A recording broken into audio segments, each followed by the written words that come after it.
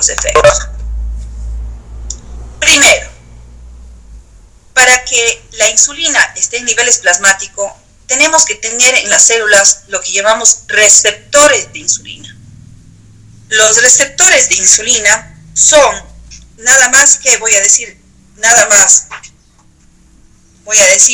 son glucoproteínas transmembranas. ¿Sí? Estas glucoproteínas que se expresan en las membranas de varias células tienen un efecto que llamamos un efecto de receptor, llamado efecto de receptor tirosina-sinasa. Quiere decir que es un efecto enzimático que produce la fosforilación de la tirosina, y este a su vez desencadena un sinnúmero de segundos mensajeros o señales químicas intracelulares que llegan finalmente a tener varios efectos metabólicos. ¿Sí? Así es que vamos a decir entre comillas que el receptor de insulina es sintetizado como un polipéptido glucosilario, es decir, es una glucoproteína y que tiene dos subunidades, ya vamos a ir viendo, que es subunidades o llamadas también tetraméricas, o tiene dos subunidades alfa y dos beta y se ensamblan como un tetrámero. Esto significa que necesitamos tener una porción que esté hacia afuera, hacia la periferia, que es aquel que se va a encargar de tener el sitio de unión de la insulina. Y otro, que sería otra subunidad, que está embebida en la membrana y a su vez en el citosol, que este dominio citosólico tiene una actividad que llamamos de tirosina-sinasa, que es activada por la insulina. Una porción que se une a la insulina y una porción enzimática de efecto tirosina, del efecto o de la función tirosina-sinasa. Ahora, nosotros tenemos que tener claro qué es primero este receptor. Para ello, por favor, voy a utilizar un artículo.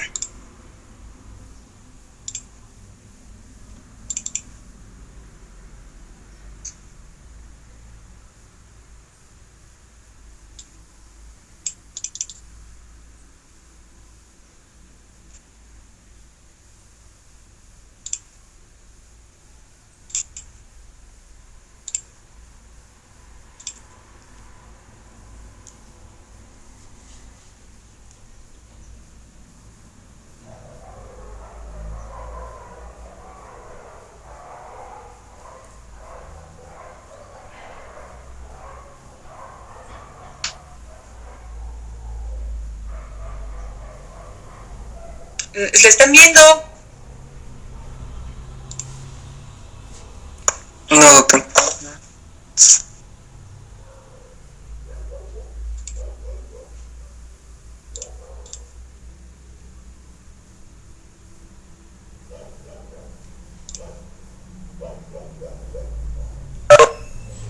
Se ve. ¿Ya?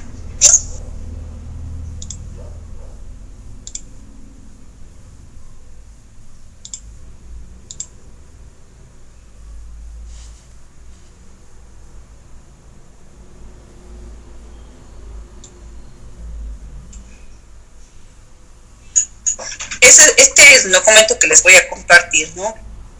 Decimos que el receptor de la insulina, o en siglas IR, es importante para generar la acción de la insulina. Bueno, esto ya lo acabamos de ver. La insulina es una hormona peptídica, ¿no es cierto?, de la secretada por las células beta. Estoy hablando acá. ¿Sí? Y que se secreta en respuesta a ¿qué? A niveles elevados de nutrientes en sangre. En este momento estamos hablando de carbohidrato, aunque no necesariamente, como hemos visto, es únicamente su respuesta, el incremento o su secreción por carbohidrato. La principal función de esta es mantener la glicemia en un rango normal, o el glucosa en sangre en un rango normal, entre 80 y 105 miligramos por decilitro, pero a su vez también favorece la entrada y almacenamiento de este nutriente en músculo, tejido adiposo y en el hígado. Ya vamos a ver las diferentes respuestas, ¿sí? Esto ya voy a ir explicando con cada uno de los tejidos. En metabolismo intermedio hablamos mucho de los tejidos: hepático, adiposo, cerebro. y músculo. Siempre estamos hablando porque son tejidos interconectados en el consumo de nutrientes, en el consumo y también la donación o la adaptación de nutrientes entre ellos, ¿sí? Siempre estamos hablando de estos tejidos. Regula no solamente el metabolismo de carbohidratos, sino también, como habíamos visto, de lípidos y proteínas, y también promueve la división y crecimiento celular. Tiene un efecto, voy a decir, de regulación genética que determina, voy a decirlo entre comillas, como una hormona de crecimiento. Es por esto que niños cuando tienen en fetos, por ejemplo, se ha visto que cuando existe gran cantidad de insulina plasmática, porque la madre le está dando una insulina grande, bastante cantidad, por algún problema que tenga, los niños comienzan a crecer bastante. Y son niños que llamamos macrosómicos, niños grandes, fetos muy grandes. Es por el efecto de crecimiento celular que genera la insulina en las células. Las acciones de la insulina son mediadas por cascadas de señalización intracelular. Esto es importantísimo, ¿sí? No es que la insulina llegó y enseguida ya se genera por una acción directa. No, son acciones moleculares intracelulares. Es decir, hay toda una especie de señalización intracelular en donde participan genes y segundos mensajeros, los cuales son, voy a decir que el estímulo, ¿cuál es? El estímulo es que el receptor se fosforila. Ya sabíamos que el receptor tiene dos partes. En un residuo que se llama el residuo de tirosina, que está en la porción de la membrana citoplasmática, lleva una serie de eventos. Quiere decir que una vez que la insulina se una a su receptor, genera toda esta cascada de señalización intracelular. ¿Cómo? Iniciando con la fosforilación y desfosforilación de esta proteína que está en la membrana, que es el receptor de insulina. Y estas quinasas, ¿sí? Yo voy a poner acá, son responsables de transmitir la señal de la insulina para regulación de los eventos metabólicos. Es decir, esto es un efecto larguísimo, por favor. Aquí está solamente, por decirlo, está resumido. Ya vamos a irlo bien. Receptor de insulina. La insulina inicia sus acciones biológicas por la unión a receptores específicos localizados en la membrana celular. El receptor es una glucoproteína. Veámosla aquí. Dos fracciones, subunidad alfa, que es la porción en donde está fuera de la membrana, y la subunidad beta, que atraviesa la membrana celular y tiene una fracción citosólica. Tetramérica, 4 subunidades. Es una glucoproteína porque también está glucosilada. Este es el receptor, ¿sí? En donde que se expresa en dónde. Pertenece a esta, o se expresa en la membrana de estas células, y pertenece a las familias de receptores para factores de crecimiento con actividad de tirosina-sinasa. Es decir, en la subunidad beta, nosotros miren aquí, tenemos que, aquí todo lo que son residuos de tirosina, que tienen finalmente una acción enzimática de tirosin-sinasa. El IR, o el receptor de insulina, es un heterotetrámero. 4 subunidades, y las 4 son distintas, por eso se llama heterotetrámero. Subunidades alfa y beta. Las alfas en el exterior de la membrana y las betas, la porción intracelular, tiene una transmembranal y una porción intracelular citosólica. Aquí se da el dominio de la actividad de la sinasa de la tirosina.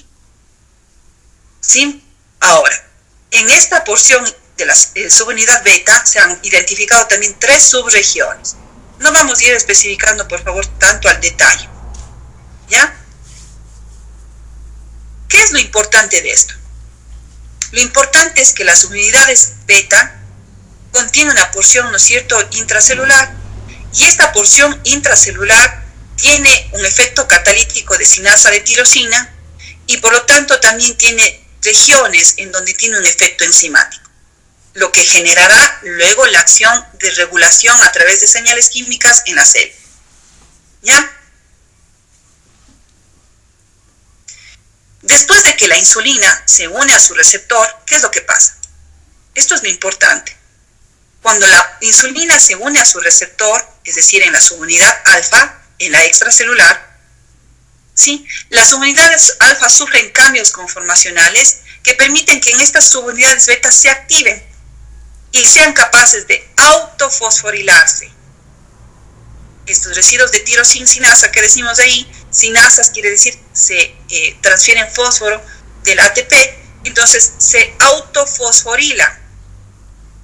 Cuando la insulina llega aquí, se une con cambio conformacional en la subunidad alfa y se autofosforila esta subunidad beta. ¿Sí? Ahora, ¿qué pasa cuando se autofosforila? Esto es lo que viene acá. Viene lo que llamamos vías de señalización de la insulina. El receptor es activado. ¿Cómo se activó? Por la unión con la insulina. Se inicia una cascada de señalización que depende de un orquestado número de interacciones proteicas. Esto es lo importante. Quiere decir que no vamos a describir todas las moléculas de señalización intracelular porque ustedes van a tener incluso, hoy en día se habla mucho de la diabetes mellitus tipo 2 y se ha estudiado muchísimo estas moléculas de señalización intracelular porque se determina que existe también una parte genética. ¿Sí? Activa dos vías principales, vías de fosfatidil inositol 3 sinasa, PI3K, y la vía de las sinasas activadas por mitógenos, MAP sinasas. Activan vías de señalización o de unas vías de interacción de segundos mensajeros o de señalización intracelular. Estas dos vías regulan la mayoría de las acciones de insulina asociadas a la regulación del metabolismo energético, de la expresión genética y efectos mitogénicos de división celular. Miren, no vamos por favor a explicitar cada una de las vías porque realmente es altamente complejo, pero lo que sí tengo que tener en cuenta es esto, es darme cuenta de la imagen. La insulina crea cambio conformacional en la subunidad, en el receptor de la insulina, en la subunidad alfa. Este crea efectos de activación en la subunidad beta, en la fosforilación de sus residuos de tirosina. Esto genera el efecto de la señalización del MAP sinasa y también del PI3K, que son moléculas de señalización intracelular, que genera a su vez un sinnúmero de sustancias de señalización, que eso está bien descritas, que nos lleva finalmente a tener un efecto. Es decir, a través de todo un proceso molecular que tenemos una cascada de activación que tenemos ahora, por ejemplo, el efecto de ayudar en la transcripción de genes. Vamos a ver otro efecto. Cuando nosotros tenemos esta regulación, la insulina se une, se activa la fosforilación de las tirosinas, de los residuos de tirosina, se activan un sinnúmero de moléculas de señalización y estas moléculas de señalización hacen esto. Finalmente, cada una de estas moléculas de señalización implican un efecto metabólico en esta célula. Aquí ya estamos viendo cuáles son los efectos metabólicos de la acción insulínica. Aumenta la síntesis de lípidos, adipogénesis, no los destruye, no los lisa. Aumenta o sintetiza proteínas o activa la síntesis proteica dentro de las células. Activa la vía de síntesis del glucógeno. Síntesis. ¿Qué estamos viendo? A partir de estas moléculas de señalización, ¿qué genera en esta célula? Un efecto anabólico o un efecto catabólico. Como ustedes pueden ver, es el efecto anabólico. Síntesis de glucógeno, que es el carbohidrato. Síntesis de proteína, es la proteína. Síntesis de adipogénesis, quiere decir, o síntesis de tejido adiposo, de triacilgliceroles. Quiere decir, entre comillas, o vamos a decir muy concretamente, la insulina activa vías anabólicas en un periodo absortivo o postprandial. Activa vías anabólicas en un periodo absortivo. Favorece el almacenamiento de nutrientes en forma de glucógeno, de triacilgliceroles y proteína. E inhibe la movilización, es decir, la destrucción de estos para que se movilicen hacia los demás tejidos. No, hace que se sinteticen. Miren, otro efecto importantísimo, por favor, de las IR, es decir, de los receptores de insulina. Favorecen el transporte de la glucosa hacia el interior de las células. Estamos viendo el efecto de la insulina. Actúa favoreciendo transcripción de genes, efecto mitogénico, es decir, reproducción celular. Actúa como una hormona de crecimiento, está implicada, ¿no es cierto?, en el crecimiento celular y también en la división celular, implicada en la síntesis o almacenamiento de glucógeno, triacilgliceroles y proteínas. Y a su vez, otro efecto, que ese sería otro, favorece el ingreso de la glucosa desde el lado, sería extracelular, o vamos a decir plasmático, al interior de las células. Este hiere, mire, al efecto de cascada, segundos mensajeros, hacen o determinan que los GLUT4 que están expresados o están embebidos, mejor dicho, almacenados en vesículas, ¿qué hacen? Determinan básicamente que estos, como están almacenados en vesículas, no haya transporte. Pero esto y todo el efecto de cascada de señalización intracelular genera que estos GLUT4 que están almacenados en las vesículas se expresen en la membrana celular. Y cuando se expresan, la glucosa puede ingresar. Significa que sería el último efecto de la insulina, que sería permitir o favorecer el ingreso de la glucosa al interior de las células. ¿Cómo lo hace? A través de todo este proceso de señalización intracelular para generar que los GLUT4 que estén almacenados en vesículas se trasloquen, voy a decir aquí, o vayan y se expresen en la membrana celular para que permita el ingreso. Por favor, esto es importante. Esto es importantísimo, por favor, porque nosotros estamos determinando qué pasaría cuando no hay insulina. Todos estos procesos van a verse abolidos. O sea, aquí ustedes van a ver regulación del transporte de glucosa, tiene regulación sobre los GLUT4. ¿Sí? Entonces aquí ya está bien descrito cómo es que estos GLUT4 van y se expresan a la nivel. Ya, se expresan a las membranas. Mecanismos de regulación de la señal de insulina. Les estoy mostrando este artículo, a pesar de que es un poquito antiguo, pero nos da una idea bastante clara de los efectos de la insulina. Miren. Entonces, no vamos a, por favor, les voy a dar una explicación general, porque esto es una explicación bastante de parte de biología molecular. ¿Sí? Aquí tener claro que existen, muy importante, que vamos a hablar lo que llamamos posteriormente receptores de insulina. No lo vamos a topar el día de hoy. Hoy día estamos aprendiendo lo normal. Y después, cuando aprendamos bien lo normal, podemos ya después argumentar lo que es anormal. ¿Sí?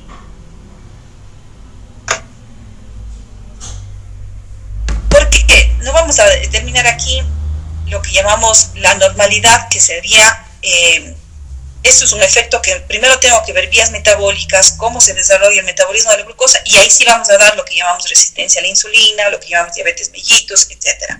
¿Sí? Así es que este documento yo les voy a compartir para que ustedes vean exactamente de lo que estamos hablando, ¿no? Ahora, sigamos con